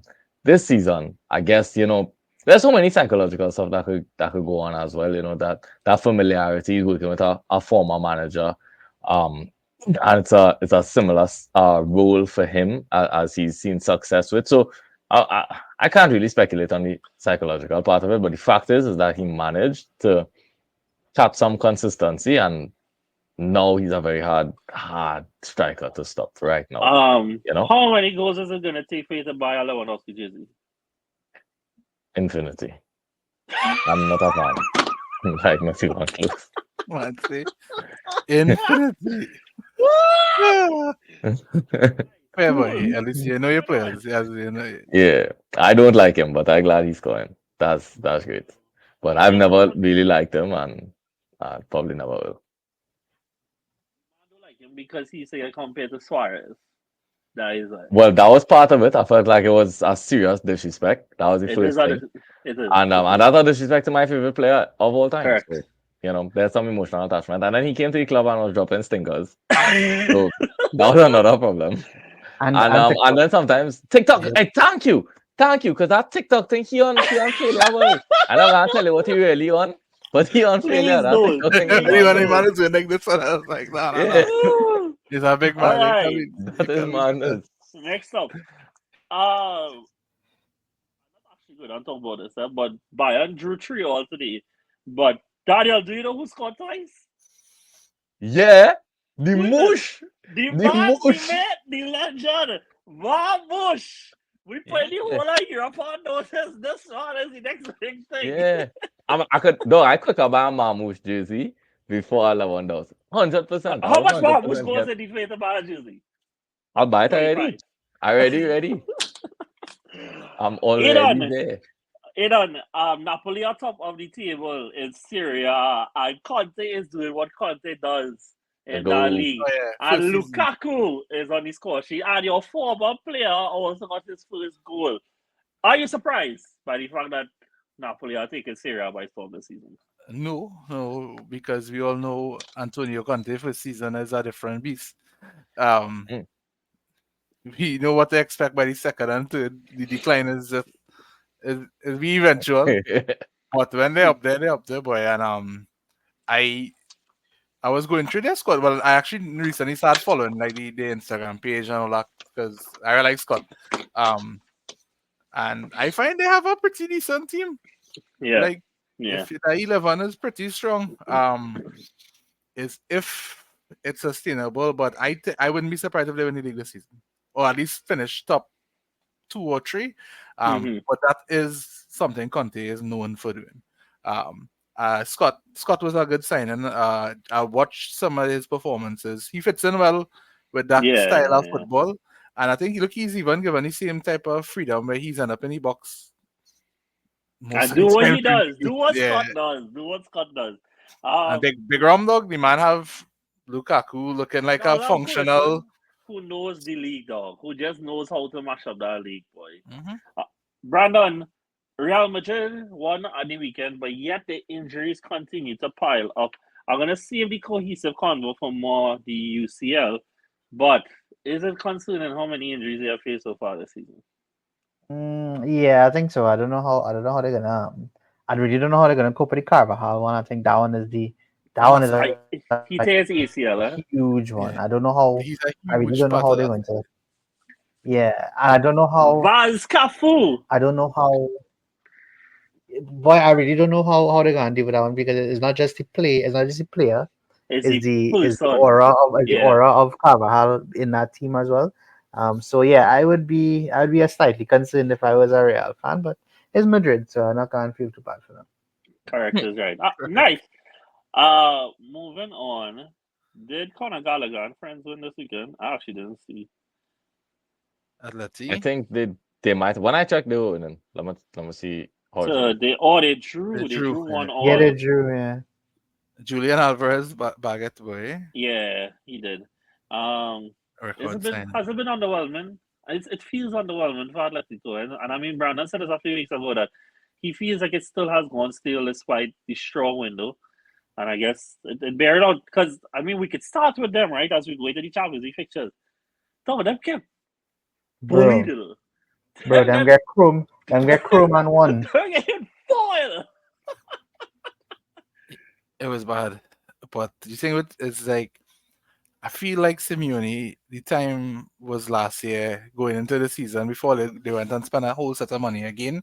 I think now was the time to get rid of him. Say, hey, thanks for all that you do, but now we need to move on and play a Yeah. different style of football and not invest all that money again into Simeone. So I think that was a mistake. But again, the Atletico is this type of team. They would have horrible performances and then they will come up against big teams and they will be hard to beat and they will surprise you. So it's not now to the realm expectation, I think, because like I said, it's a Simeone team. But I mean Benfica boy. Yeah, no, I mean, I didn't even like to lose one. They lost 4. They had an XG of, if I'm not mistaken, of like 0.1 or so stupid. I'm going to check it here real So fast. Benfica had 19 shots, 10 on target. Atletico didn't have 8 shots on target that whole game. Atletico made 0.24 XG though. Like that is crazy. That's absolutely crazy. Let me go and start from the Arambol. top now. So Brest make it 2 wins in 2. Let's Brest make it 2 go. wins in Big 2. up. Favorite team. Pick And up they are the second rest. in the table. Still got draw. Arsenal beat PSG 2-0. And I think it was a really strong performance. I know PSG might not be where they are in name, in players right now, but I still think that they are one of the wholesale names in Europe. They obviously made to the semifinals last year. And I mean, Dembele Right. missed his game because he fall out with Luis Enrique, which just helped. But like the players aren't even were there. Barcola had a lot of expectation going to this. Vitinha did, and none of them managed to make a note. I think like one of the standout players in this game was really Timber. I thought he was fantastic. And what happened, Brandon? No, you're underplaying how excellent you all were, bro. And I don't like that. Oh, That was all the best game of the season. Like all it was, dog, Timber locked that man up in a wooden box. Bakwala He could make locked that man up in a wooden box, bro. dog, that is Did one he? of the best box defensive actions I've seen in my life, dog. The man thought he get past him, and then hook rock back, and then on top of that, he got a dribble out the box. Dog, he was insane, dog. He was insane. Yeah. No, you're right. It was our best performance for the season. I think that was Trossard. I think that was a lot of players as that falls in what Boye just said. Best game for the season. I think Trossard had his best game for the season. I think Kai was fantastic that day. I think Saka. I think Martinelli was real unfortunate not to score, boy. Like, yeah, what's the man that hit the ball too clean? Like, when you need him to, like, hit it off his side a little bit. Like, that shot that he take on the volley, he just hit it too clean and then went straight at the keeper. But, yeah, I think it was a really strong performance. On Arsenal and PSG then, I know it's only 2 games in. We can't, predict forward too much, but PSG have one of the hardest runs in this competition. Are we concerned for them in making the top 8 when they Yes. go to the playoffs? Yes. Yeah, Really? make it Yes. happen. Do we think that it could get so bad that they finish in the bottom 8? Bottom 8? Nah. They were. I think they could comfortably be I think somebody in center. that qualification Yeah. position. Yeah. Cool. Yeah, I remember as well. What about Arsenal? Do you think Arsenal are capable of making the top 8? Or would they be ones that come kind of close then between like the second half of Nah, that y'all 8 should- and the She should Y'all should be in the top comfortably be in 8. Y'all should be. Like if Yeah. all to if be all not fair, in the top 8, are real unnecessary in my opinion. Yeah. I mean, our hardest game remaining is up next in the Champions League, which is that we're going to go away to Inter. And so that one is Yeah, but that real hard Hey, too. that's a You're big gonna one. draw Yes, that game. I'll let you know one time. You're gonna draw that I game. would- But then I would take after it, that, though. you're good. I'll take it. Yeah. Yeah. Now when you Next see up, the ghost of Lautaro hit John for 6, you can see. that's not funny because then you cannot think that you want to stop watching sport, dog. But On the the next- cover and the basketball. the next game, yes. Actually, Marcus Thuram scored a hat-trick this week. With this Mhm. weekend, as he's making sure to get all his goals. Incoming. Who did play W connection? Oh, he's going hat trick. Dog, Yeah. the man does make sure to get all his goals in the league because he don't bring none into the Champions League, apparently. Oh, for friends. Next up is the game that Patrick Weaver cut out last week, which was Barca versus Young Boys, and they beat them up 5 I goals make you to cut nil. that out. Oh. Yes, because of what you say. Please don't even try to repeat what you say. I'm gonna cut it out, dog. Oh. Yeah, please don't Please repeat that, Oh. please. Please don't repeat it. Okay. So Fair enough. it's more the Rafinha show that. I mean, now I guess I'll get out of space then. Rafinha has had an excellent Saturday season, Patrick. And I know, like, there were concerns going to this season. Obviously, Yamal was, like, supposed to be, like, the show on right thing. Yeah. He has been. But Rafinha has done really well on the left. How has it? What has been your thoughts about the Brazilian so far? I mean, really good. I'm surprised, honestly, kind of surprised. Cause I felt like he was another one wasn't really clicking too good. But I think the change in position has done wonders for him. At Leeds, because that's where I felt like I saw him play his best football prior to the season. He had the best way I could describe it is a free roll out on the right hand side, right? I mean, he had free reign to take up whatever position he kind of wanted to. He could have dropped deep to pick it up, or he could have stayed high sometimes. Sometimes he came in. It was whatever. And I feel like it's kind of back to that freedom, just obviously a bit more centrally now, because he's a quote unquote left winger, but to me he plays a lot more centrally than anything else, you know. And this is where I feel like his quality really gets into show, because he is a highly technical player. He's a technician, you know. That's always been the strongest part of his game. So I'm really more pleased with the coaching than anything else, because I felt like the coaching has been fantastic so far. A lot of players seem to be flourishing, which at the end of the day is a large part of a coach's job, you know. So I'm very pleased with Flick. On the day, Rafinha had a fantastic game. When I tell you, he mashed up young boys, right? Like them young boys didn't stand a chance. So it was really good. It was a really, really good game. Really, really good game. And I I think I really, feel to the border of I really appreciate you staying in the border there. I truly do. Good grief, though. Next up is the fact that AC Milan are 2 losses in 2 as Leverkusen. I think it felt. I think this win felt statement. Like, and Brandon, I'll go to you for this reason. Meaning that obviously AC Milan is a powerhouse in Europe, despite even how the last few years may have been. But they are a big name. They obviously have the second most Champions League in history. And yes, last week they went 4-0, but it felt like, fun. They're back in the Champions League, whatever. But now being at home against the European powers that AC Milan is, to put them, even if it was only 1-0, like they were all over this game. And to leave with now 2 wins in 2. What was your thoughts about it? Bro, I just think that AC not in a the They best lost place today, right now. Yeah. Yeah, I don't think they're in the best place right now. I don't really see them improving a lot from last season, if I'm being very honest with you. I was not surprised. I didn't think they would have drawn, but in the end, I wasn't surprised when I saw the actual game itself. But yeah, I don't really have much to say on AC. I would be very concerned where they would finish. I think right now they're looking like at bottom of the qualification positions, if any at all. Yeah, on the flip side, Leverkusen flying. I think they're second in the table, if I'm not mistaken. Or two. They are. Well, all of them won 6 points. So it really Yeah, not but that still, bad. that's very impressive. A very good start, and they could always do out a good start. Yeah. Yeah, nice. Salik, here was Salik. Aidan, Dortmund went 7-1 versus Celtic, and I mean, and yeah, we got a hat trick. I didn't want to get to see the goals there, but like the second and third ones, and even rifle. Even Grassi's second goal, like that was real nice. It was some serious goals on display. Hey, they 2 wins in 2. Do we think that Dortmund could repeat their Champions League performance last year and finish in the top 8? Dortmund's a weird team, boy. But I think over the last few years, they show that they have some sort of European pedigree when it comes to at least being consistent, getting out of the group stage in the old format. I do think, I would expect, to be honest, that they finish in that top 8, or at least close to. They have a nice team. Big up my boy Pascal Gross something. Going across. I don't know how they do it, but they just find these men not gross at all, but like just all like Pino Gittins and these men like Yeah. I mean, hey, like it is the most Dortmund thing ever that they won 7-1 and then lost 2-1 this weekend.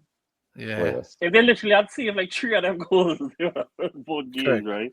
But Celtic is a big factor in that. Celtic gone through. I mean, it's like no. At least long time they used to have like a few ballers, and they used to still try and compete a bit, but no, that side. Yeah, it's looking tough. Except for Rahashi. Rahashi is actually good though. Mm-hmm. Yeah. Yeah. Number 8. Next up is Inter winning 4-0. PSV and Sporting drew 1-1. Unfortunately, Gyökeres did not score. Did you all know that one of the biggest crimes of September 2024 is the fact that EA Sports has released their 25 video game? And Victor Gyökeres' celebration is not in this game. Really? It is not. I can't do this in the game. That is so stupid. But they have the Palmer though. But dog. Unfair enough. But like, dog, we all see cool celebrations before or like, like Trae Young even was doing that in the NBA, right? Dog, I just say, I want to be able to do this. Just aside, that game is rubbish. Like it is rubbish. They really need to patch that so badly. They do need to patch it. Next up is City 1-4-0. Very much expected. In fact, we were seeing kind of 9-0 and all kind of next up, Girona has 2 losses in 2. As I believe Feyenoord came from behind to win this game 2-3.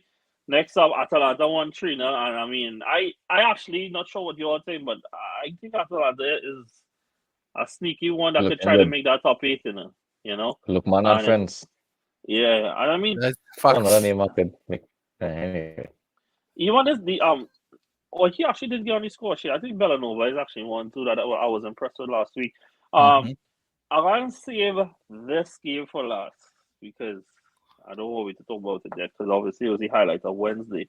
But Salik, I'm going to you for this because last week when we came up to the Lille versus Madrid prediction, we all was like, no bother. No bother. Why are you bothering? Why are you bothering? It's Madrid in the Champions League. Why are we bothering? We should have bothered. We should Yeah, have boy. bothered. Is there a cohesion issue with Real Madrid? I'd like to send a heartfelt apology to Lille and all their fans and all their players and all their supporters. It was very wrong of us to not talk about them. But yeah, boy, I think there's a real problem with that Real are going to face. I don't know if cohesion is the word, but I feel like there needs to be a proper system where they can all thrive. I don't think the diamond is the system, and now that Carvajal is out, it definitely needs to be a change because I don't think they'll be able to survive if he is out. So yeah, I think cohesion is probably one of the ways to do it. And again, how who would have thought that Mbappe and Vinicius would end up on the left wing at the same time during the game? Like who would have thought that would have happened? I don't know. I Maybe know everybody. Brandon saw it, but did you all see the clip where Jude Bellingham running down trying to close down man trying to move the ball and Vinny and Mbappe just starting up there, both next No, to each other. Like they're not just I did starting up not. like one on each side, and they start up next to each other On the Mm, left wing. on the I left hope wing. I hope that it keeps happening. Mbappe is our cancer to teams. Wow. I really genuinely hope that. That's a headline. That's a clip there. The That is the clip. I hope That this is the is the clip. beginning of the end for Real Madrid as a club. Never go up, I hope boy. financial fair play investigates them as well Hey, don't because call something that. fishy is Anything going else? on. Anything else you want to add? Don't call Anything that. else? Especially as a I Barca hope fan. that they don't just finish third but fourth in the league behind the Yellow Submarine. Let's go for them. Hey, Yeah. they actually had a strong performance. Oh boy, I think this will be the Carlo does always have that period where Carlo you have that season where you drop off, Yeah. and I think this is the season where Oh, so this is Carlo the Zidane coming January season then. That would be anybody, sick. but I think Carlo, That would yeah, be so sick. I think this will be the last season there for Carlo. If it Yeah. wasn't already Xavi announced, Alonso next. I don't even think so. You know, he's I don't even think so. Nah. I think Alonso might take time with his career. yeah. Yeah. Oh, bro, I had a piece of trivia for you, dog. You bring No, really trivia. trivia. It's not really You trivia, order but everybody bring trivia. it's a fun fact. It's a fun fact. Our fun fact. Our fun fact. Did you know that two goalkeepers today each saved 2 penalties? I know one. I know one of them. I know Which one one? is the hair. Okay, who's the other one? Anybody know the other one? I don't know his name, but I know I know he played against Bilbao or something. Yeah. Yeah. Yes. Yeah. It was Girona versus Bilbao. Anybody know Yes. Girona keeper? Yes, it's Gaza. Oh, Gazaniga. Yes. Oh yeah. Pablo, Yes, sir. Pablo, Which Yeah, is dog. crazy. How do you save 2 penalties in a game and then for the top one twice? That is Yeah. insane. David De That's Gea probably saved 2 penalties in his whole Manchester United career, including shootouts. Literally. Yeah, literally. I was This is the third one he saved for them and overall. That's crazy. Wow. Gino, Next what up, a year, 2024. They are saving. Liverpool won 2-0, which was kind of, expected. I mean, to be fair, you want to say the real throw in this game. So, I mean, that tells you all that you need Who to they say, play right? again? Bologna, who got Oh right, stripped. yeah. They did So, throw it a lot. They did. Yeah. Salah scored screamer though. Yes, he I don't did. know if y'all guys did it. And then me and Brandon had the pleasure of seeing the almost assist from Soboslai. Oh yeah, true. That's about my MO right now. Almost. Then we have RB Leipzig that probably had the goal of the week to me with Benjamin between the pass and the goal from Benjamin Sesko. Actually, I like I didn't have goal is going but that Sesko first finish was still real good. But Juventus, despite a red card, managed to come from behind. RB Leipzig throw away a 2-0 lead. Vlahovic got 2 goals. I thought he was really good. I thought he was even good last week as well. Constantine got his first goal. Vlahovic. Oh yeah. And I thought also Constantine, who got a goal and assist, I thought he had a strong performance as well. But if I'm not mistaken, that puts Leipzig with 0 wins in the first 2 games. Damn. What we think about Leipzig and UV for the table come January? I expect Juve to be in the top 8 for sure, Yeah, and I think yeah. Leipzig might be lower. Like they might be the AC Milan Category. They're gonna have to do the qualifications. Yeah. I think that's where Yeah. Leipzig going to fall. I actually wouldn't be surprised if they don't make it through as well. Like, not that they fall into the bottom 8, but don't make it through the qualifications. 'Cause I don't find it looking too good. Yeah. Fair enough. Well, let's do Graslow. Hey, John, the curse of John strikes again. But the fellow who I was talking about, Michael Beard, he scored a hat trick in the league today. So Oh, in the league? Oh, in the league, yeah. Bush League. You know that? Yeah. Then is there anyone else you want to talk? Okay, we can't go wrong at that game. Aston Villa. Duran, boy. 1 win as the Duran show continues. I will pass someone just go to you first then. Mhm. Like the size of this win, bro. A 1 win against a European powerhouse on their return to Champions League nights at Villa Park.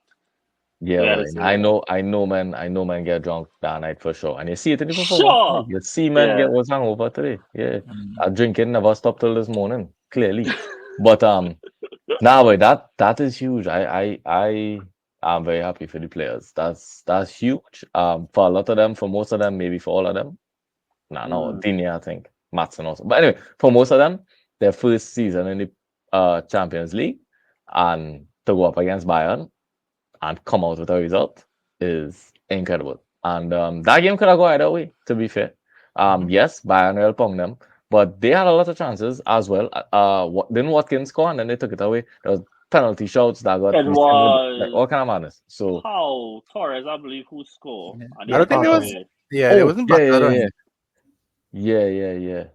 But it was a good game. But you know though, we were watching this game, boy, and I mean, I do think that Bayern did have some chances, but in fact, the one at the end was so reminiscent of the Colomwani won in the World Cup final. Like the same to me look the same, But I think but that Gnabry was pulling stones, boy. 100%. Literally. That one where he could have squared across the box and he shoot. Yeah. That is egregious behavior. Like that is behavior to get Yeah, fined. Like that that's is crazy. ridiculous. But That's crazy. Brandon, more on the Bayern Munich side then. What does this say? I mean, obviously they drew.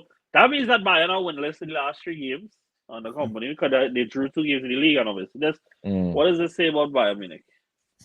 I think that like when probably comes up against he comes up against good managers. This is probably what's gonna happen to him. I also think it was I believe Kane came off. I believe in the Leverkusen game, not maybe. Yeah, this one he played. I mean, but he's struggling this. Yeah, well, I mean, Yeah. boy, to be honest, he was so invisible after that. I thought he came off. Yes, that's very unfortunate from my part. Sorry to the viewers for that one, but no, really and truly, but I really think when they come up against good teams, and I said it on the pod, I said that I think Villa were going to win 3-1 because I really thought Watkins would have gotten the better of the Bayern defense, which he did, and he should have. Yeah. And I mean, I don't know how Upamecano stayed on the field, but yeah, but at the same time, like I think Bayern, you could see the deficiencies sometimes, and when they come up against what I think a quality backline, I think that's what's gonna happen to them, and I don't think company helps it well, and that's tough for Bayern. They're in a very strange spot to be in the table as well. I think like 13th or something right now. But why they bench Musiala for, boy? That was crazy to me, boy. That was crazy to me. How to start Musiala in this game? Have to. Yeah. And you're playing Olise in the 10, but company. Yeah. I don't think he was good on the day at all. I mean, like I don't think any of the attackers. I was really surprised Koeman started all too. Yeah, because Gnabry has actually started on the left, and it was Olise on the right and Musiala on the 10. Yeah. So I don't know why they switch it up. But dog, question, right? How every time as a opposing manager and you see John Duran start warming up and what, you're supposed to just diarrhea down yourself? I don't understand. Because is Nazario coming on, dog? You don't want to believe that. I went to the proper vernacular. No, yeah. So, and I mean, like, dog, the man, all they're taking the goal, right? He didn't take no touch in it. Yeah. I think that was his first touch, I think that was his first touch. Nah, we could have tried the ball.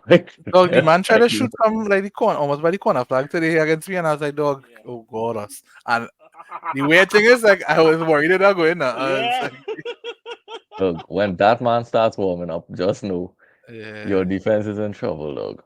That is literally how it is right now. And I say keep subbing him on. I Mhm. don't start him. Just keep subbing him on. Let him just keep But doing his do thing. you think that beyond this season he'll be okay with that? No, Ah, but this season I think Actually, he'll be okay you with know it. what somebody was saying, is that people are studying that Durant and Angle for a move. Somebody else say study Durant and Angle for a new contract and tell them they had to get Watkins out if they want to keep him. Correct. He don't have that push. He can't do that. He Bro, I can't think after tell this them. season, somebody gonna come in for Watkins. I've been real honest with you. No, fair enough, but he can't tell Ooh. them they have to get rid of Watkins. But I oh, could yeah. see Watkins making the step up. That I could, if Yeah. you tell him that I could see. Yeah. Yeah, But Watkins. Fair enough. he's Is still that Nice. Durant, dog. He's still a silver in FIFA. Looking forward at both teams' fixtures, specifically Champions League. I'll be honest, with the exception of hosting Juve, I don't see any fixture that I don't trust Villa to win. And so, as far as I'm concerned, I kind of expected them to finish in the top 8 because of the. You I don't mean, I feel expect like we Villa to got. win? Is what you said? That's what you said? No, I said like I don't see any fixtures where outside of hosting Juventus that I think Mhm. they should not win. I Oh, see should not fixtures. I win. Okay, expect them okay. to win, yeah, because they hosted. Yeah. They hosted. I'm coming backwards because I scroll all the way down, right? Uh-huh. They hosted Villa. Then and before that is Oh, go that to would be a tough. That's Monaco. an inter-squad game. That'll be a Then they tough one. hosted. Then they go into Monaco. Then they go before that is going to RB Leipzig, and as I mentioned before, they hosted Villa. They hosted with the whole Another inter-squad? Juventus. And then after the international break, they have to host Bologna, and then they have to go to Club Brugge. Like, Mm. I'm not seeing games here where I feel like they can't win. So my expectation is that they do finish in the top 8. And I Yeah, mean, like, I I feel like think we so. see that for a lot of teams so far, but it's on the teams like AC Milan, like Bayern Munich, like all the other teams we say before that kind of have been struggling to make up the difference. You know. Mhm. More on Bayern side though. Just give me one second for Bayern opponents in the Champions League. Obviously, this means that Bayern went from winning 9-1 to losing. Funny how fast life does go. And Bayern have the opportunity to do the most funny thing ever is that they're going away to Barca next. Barca, yeah. Oh, wow. Yeah. That'd be a good Where, game, though. where they're But, facing their former coach and former player who's in the form of his life. Then next up after that is that they host Benfica.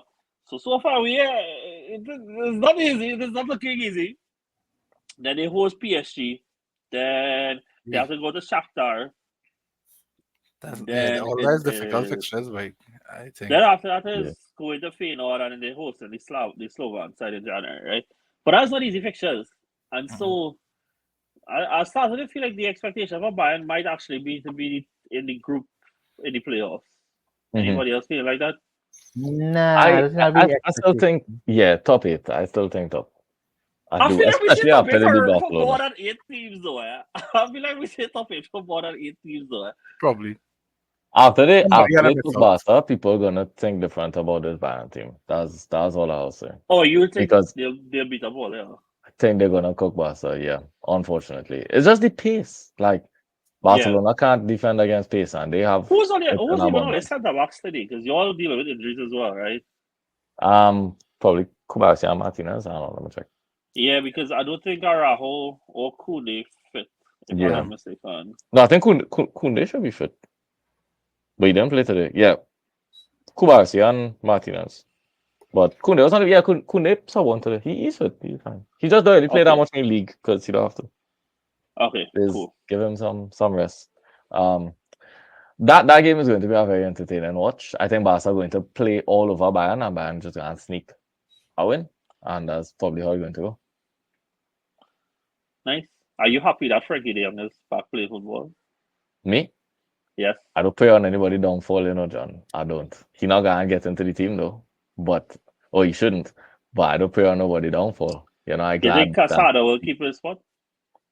I hope so. I think he should done better than De Jong. Yeah. But maybe Flick cooking something though, and have the answer to De Jong, and that will be fantastic because he Yeah. is quite a player. It just didn't work out for him at Barca, but if our manager could figure out how to use him, well, GG's.